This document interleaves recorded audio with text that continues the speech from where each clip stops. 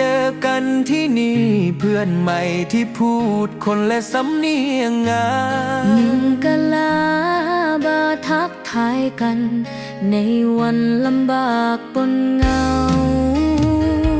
กินข้าวครบหม้อกัดแจ่วพริกดิบปาดหน่อไม้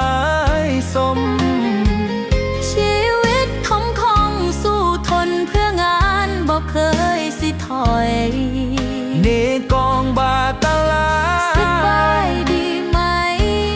ใจยังคอยหยาดเหงื่อที่หยดน้อยน้อยคือความหวังของคนที่รอคนขายแรงคือกันหัวใจมันเองคิดถึงบ้านโลวันเดคิดถึงเหลือเกินแทบขาดใจสิไป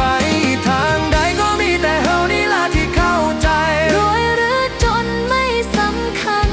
ขอแค่คนไม่ดูถูกกันก็พอ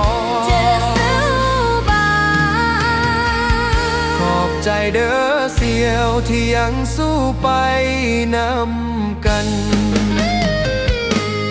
บัตรชมพูหรือบัตรไทยใจเราก็สีเดียวกันทำงานแข่งกับตะวันสัญญาใจไม่เคยพันแปรอดทนเด้อเสี่ยวเอิ้นหัวใจให้มันเข้มแข็งคักแน่อาแยกจีแดง